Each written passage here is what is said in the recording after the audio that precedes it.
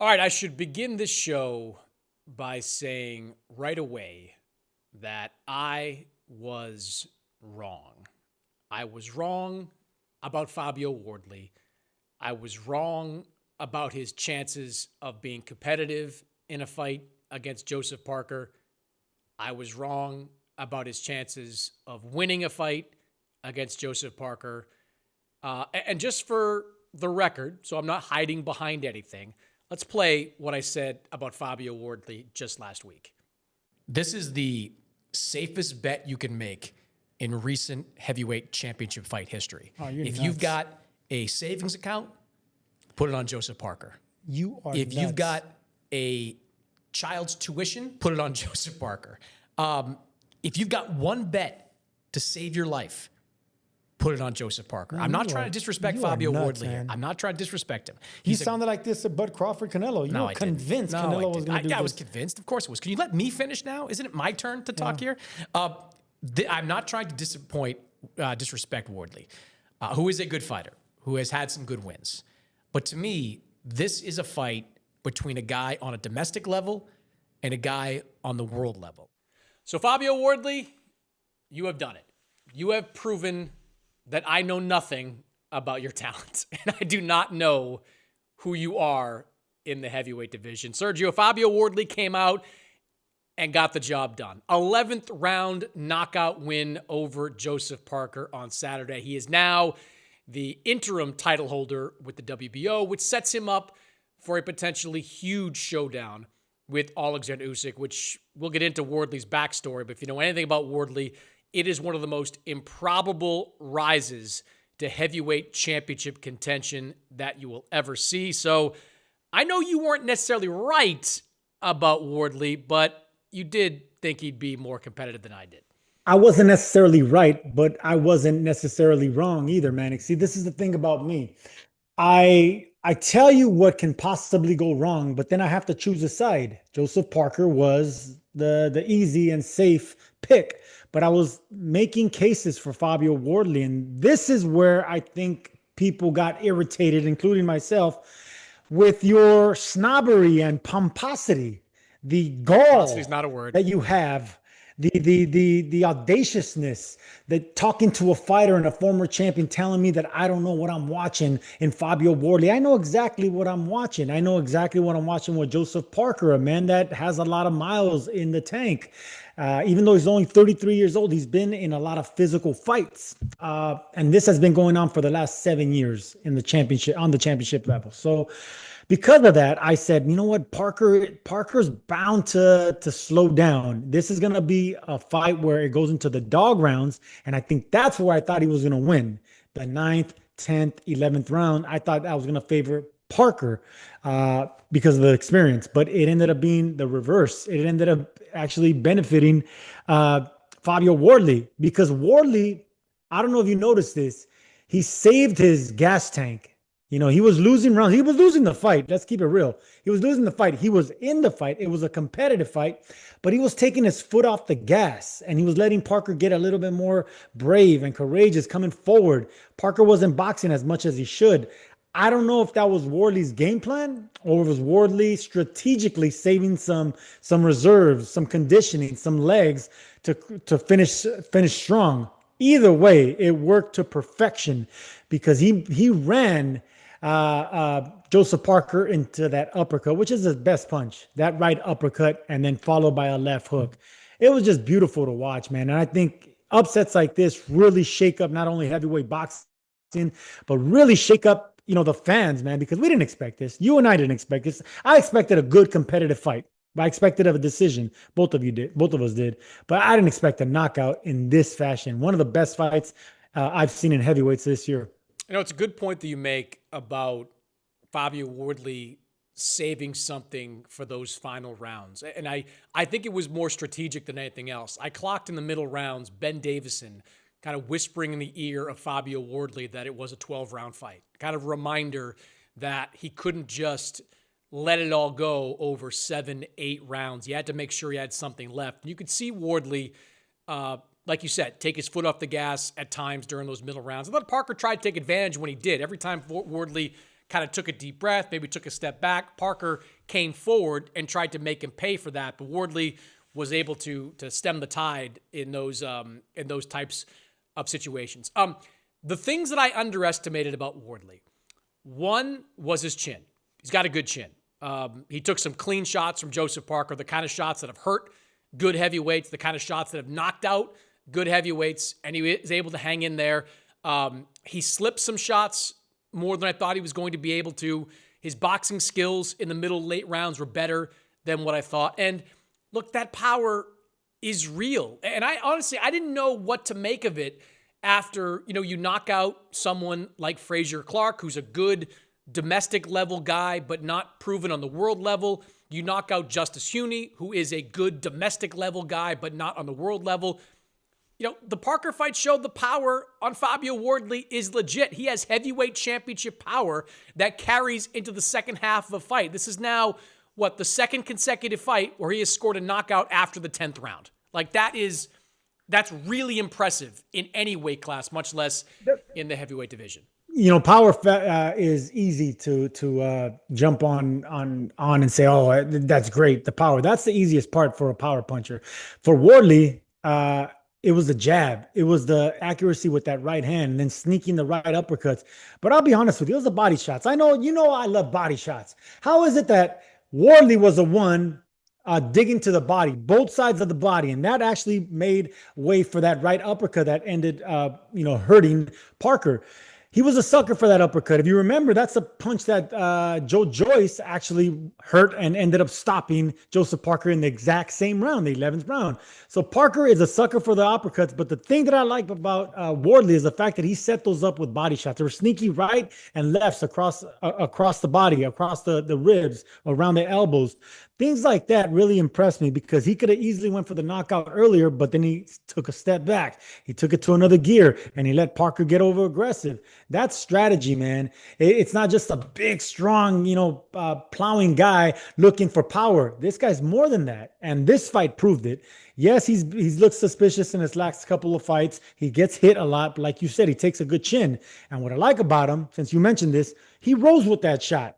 Parker needed a left hook because he was rolling with Parker's punch.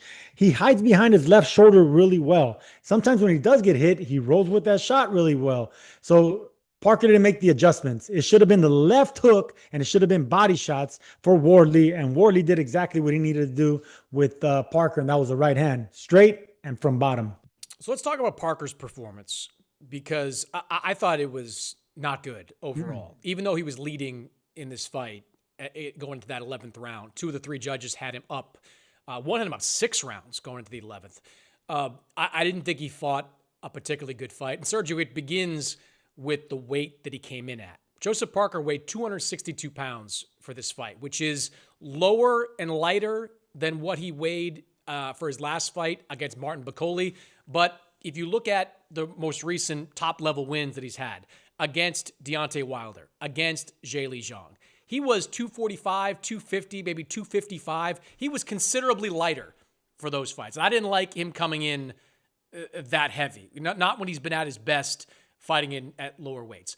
I also thought he missed so many opportunities to land combinations of consequence. Like, he was hitting Wardley with some shots that were backing him up, that were stunning him. And every time he did, he was either failing to follow up or he was smothering his punches and not able to land the kind of impactful combinations that might have led to a different outcome in this fight. Like, we've given a lot of praise over the years to Andy Lee and the game plans he's come up with. I thought it was a systematic failure by the Team Joseph Parker to come in at that weight and to miss as many opportunities as he did. Look, I thought Joseph Parker, like, this fight kind of turned in the second round where Joseph kind of got cute there a little bit, started to kind of underestimate the power of Wardley, and that's when he got caught with that first uppercut. Like, I just didn't think, maybe he read the press clippings too much. Maybe he thought that this was a domestic level guy who had no amateur background in 4 of those white collar types of fights, and that he was the championship level guy. He did not fight like a man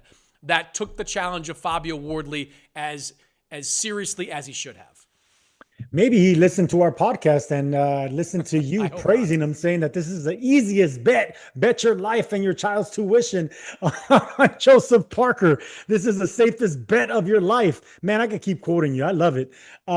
No, Joseph Parker knows how to fight. It was just the game plan that their respected trainers. Now, mind you, yes, we got to praise Andy Lee, and we have been praising him. I don't think it's his fault. I don't think it's Parker's fault. I think we got to bend Somebody's the other. fault. Well, not fault. Maybe I don't think we need a critique. All right, but hold on. But we talked about Wardley, and we give Wardley all the credit in the world. But tell me what you thought Parker did wrong in this fight. He didn't box. He didn't use his legs. He didn't move laterally. He didn't throw jabs to the belly. He didn't try to bend the bigger man in half. He was exchanging and looping his overhand shots. He didn't throw combinations with the left hook. Everything was overloading with the right hand.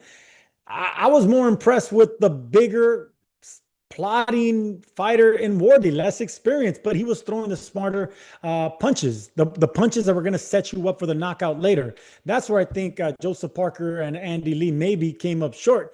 But because of that, we gotta credit the other side, the other mastermind on the other side of the corner, and that's Ben Davison. Ben Davison has been on an amazing trajectory as well. So we got to give credit where it's due, man. It's not only with Wardley, but the man behind the man. All right, so it was just two awesome fighters inside the ring, but two brilliant boxing minds outside of it. So it was exactly what we got, and that's a fight of the year type fight because we had so much talent in that ring. It just they didn't, one executed to perfection, the other one fell behind. All right, 11th round, Fabio Wardley lands a good shot, has Parker against the ropes, swinging, landing a couple, missing a bunch, and Howard Foster, the referee, steps in to stop the fight. Did you agree with the stoppage? Initially, I did. And that's all that matters. All right. So I know I'm going to get a lot of controversy, a lot of hate here, but I don't care because I call it like I see it at that moment. So at that moment, I thought it was the right stoppage because we don't have the luxury of slow motion, Mannix. I say it all the time. If you remember, they stopped that fight in the 11th round.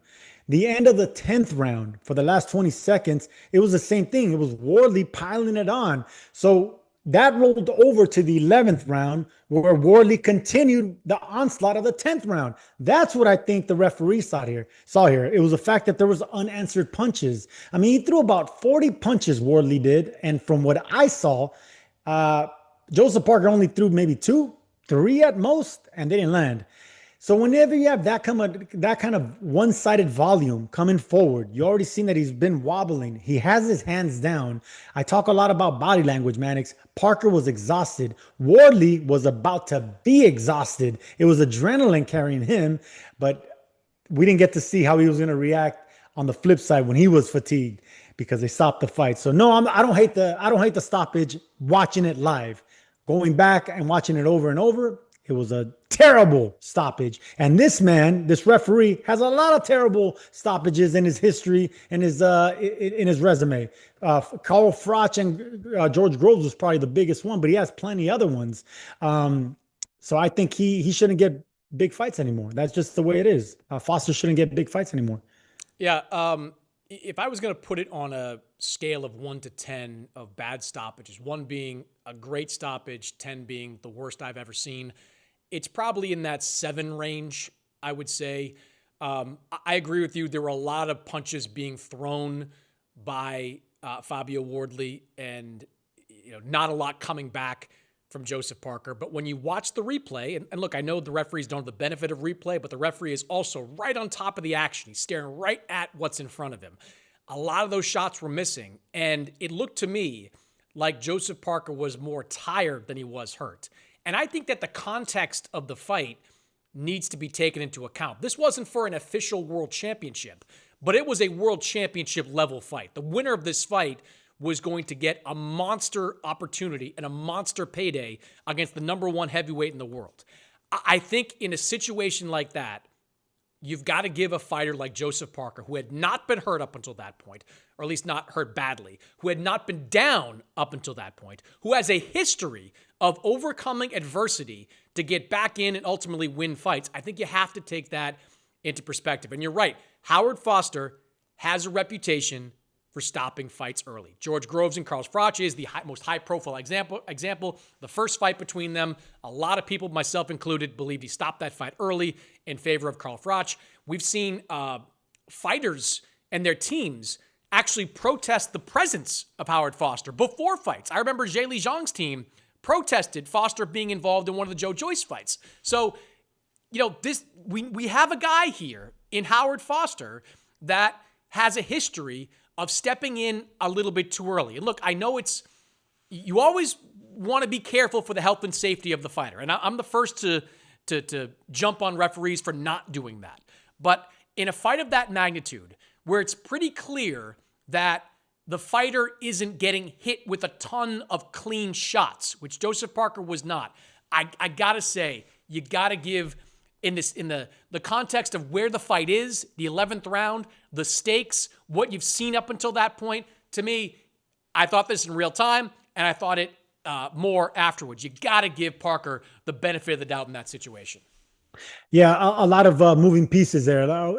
I want to say one more thing on the referee. If he has a history of that, and it wasn't just with the Carl Fracci and George Groves, mind you, that was in front of 80,000 people in a great fight. If you can stop a fight with 80,000 people, you can stop any fight, whether it was a championship level fight or not. But he also, Howard Foster also stopped the fight with Dubois when he was dropped like 3 times, and then he came back. That was a terrible stoppage. I forget the guy's name that he fought. But this is just another one. So I don't want to see Howard Foster on a big fight anymore, because he just doesn't let the fights marinate to the point where we want to see them again. That's what happens with these referees. Like, think of the great Steve Smoger. All the great fights that he called because he let them fight. If you remember Gotti Ward, that 9th round, if Frank Cappuccino would have stopped that fight, we wouldn't have got that amazing trilogy. So certain referees save the day. They save the day, and they create great fights. They create memories for the fans and create rematches and trilogies and all that because of the referee. If you remember also Fury Wilder, that fight could have been stopped, that first one. There's so many fights where the referee, the third man in the ring, really plays a crucial part. Sadly, for this one, Howard Foster played a crucial part in the negative side. It was a terrible, terrible decision, and I don't think this man should get any more big fights. And that's sad. Yeah, I mean, you referenced Steve Smoger, great referee, late referee. There is a flip side to that. I mean, I'm trying to remember the fight Steve was talking about, but whenever I talked to Steve about stoppages, he would reference, I think it was a James Kirkland fight that he called, where he let Kirkland take one shot too many, and it will always plague, or maybe let Kirkland's opponent take one shot too many. It will always plague him, and it haunts him to this day. So I understand the challenge of the job of being a referee. My issue was a lot of those shots but Wardley was throwing were not hitting clean. And while Parker was exhausted at that point, I don't think he was hurt. You could obviously tell in the immediate aftermath, like Parker reacted, stunned. His team didn't, go ballistic in the corner, but he shoved Howard Foster away from him and kind of looked at him like, what are you doing? Mannix, but look, we were talking about the experience of Joseph Parker. Every big name in heavyweight he's fought, and he's an incredible former champion. How come he didn't use his veteran tactics then? Take a knee. How come he didn't clinch? How come he didn't punch him low and get a warning and stop the action? There's so many tricks that fighters have up their sleeves that we practice in the gym, that trainers that talk to them say, look, if you ever hurt, punch him low. That was what my trainer told me, at least. If you ever hurt, punch your opponent low, because they're going to stop the fight.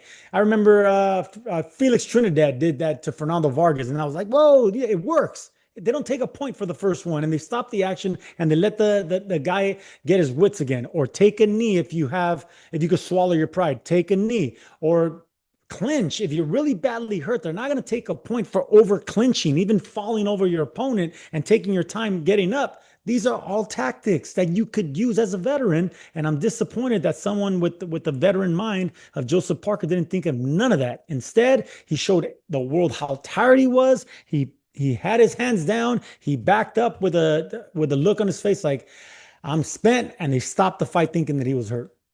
I agree with you that he should have done something in that context.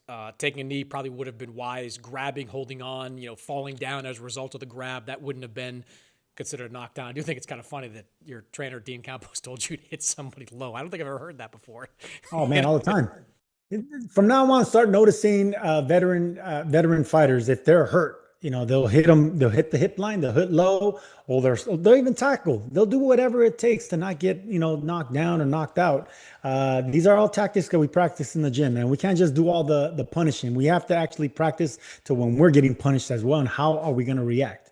All right, so Wardley wins, and now it seems likely he's going to get that shot at Alexander Usyk. Wardley has surprised us at every turn against Clark in the rematch, against Justice Huey late, now against Joseph Parker. What kind of chances, Sergio, do you give Wardley of stunning Alexander Usyk? All right. Well, look, I kept it real in the last pod, and I said, no, Wardley's going to be in this fight. This is going to be competitive. He's going to give Parker everything. For this one, I'm going to be the complete opposite. Usyk wipes the floor with Wardley. This fight is not competitive, and I'm good. I'm just keeping it real, man. Wardley is not ready for Usyk the Great. Usyk has fought giant after giant, not once but twice, and beats him. I mean, 6 straight fights with giants, from Joshua to Fury to Dubois. And this man passes the test not only the first time, but the second time even better. So with all that experience, even at 39 years old, that Usyk's going to be in January, he still beats a guy like Wardley, because Wardley is just, too stiff, too inexperienced, and too predictable. And I still think Wardley can't take a body shot. I think Huey hurt him to the body. Parker never went to the body of this man. So that there's so many things that I think Usyk can take advantage of Wardley, and I don't think that fight passes, 5 rounds. Yeah, with the caveat that any fighter can get old overnight, and you've got Usyk pushing 40 right now. I do think it is a wide difference in class between these two guys. And I think the biggest advantage that Usyk would have, among many advantages, is the pressure he puts on. Like, it is just relentless, in your face, making you think, making you work all the time.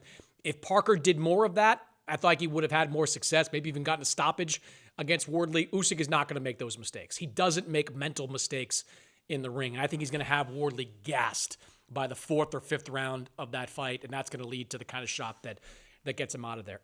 I thought Parker might be considering his options after the fight, maybe give a more vague response to the question of what's next. But I was watching the post-fight press conference, and Parker said he's going to keep going. 33 years old, called this kind of a bump on the road, wants a rematch with Fabio Wardley. We've seen Joseph Parker bounce back from tough losses before. Do you think he can bounce back from this one? Yes, I think he can bounce back from it. We've seen him bounce back not once but twice, after hiccups and losses. And there's no shame losing to an undefeated next in line great heavyweight. I think Wardley will become champion. I think in this era of heavyweights, he has everything from the size to the power to the trainer to the intelligence, like we just saw. So there's no shame losing to him. All right. So Joseph Parker is going to be just fine. I think he has one more championship run, and I think from there that's it. So I think I'll give him another 2 years. By 35, I think we'll see the end of Joseph Parker. But with the right matchups, I think Andy Lee, who has done a tremendous job with them, if they can go back to boxing, to moving laterally, to using your jab, to shoving that right hand to the gut of big man, then looping the shots over the top like he did against Martin Bakoli. That's how you beat down these bigger, lumbering heavyweights. So Parker has one more chance. Yeah, I give him one more chance too. He's still young enough and has shown enough to make you believe he can mount another comeback. And look, the heavyweight division is pretty deep right now. Maybe at the top it's one man, but in that second and third tier, there's a lot of guys. You could see rematches with Parker and Deontay Wilder. You could see a rematch with Zhilei Zhang.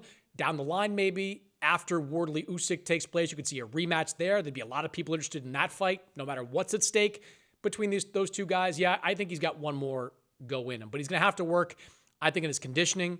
He's going to have to work on getting down in weight back to that 245, 250 range for his next fights. I think that's going to be big for him.